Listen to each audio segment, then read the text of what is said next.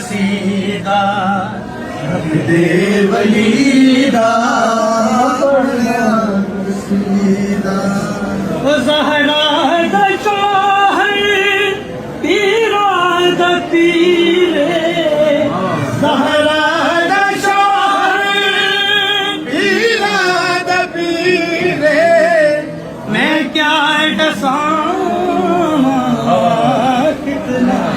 अमीर रे क्या दसां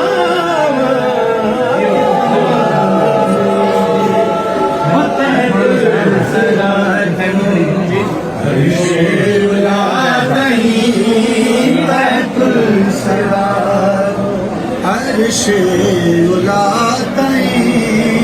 सारे दा सारा और रकबा अली दा पहला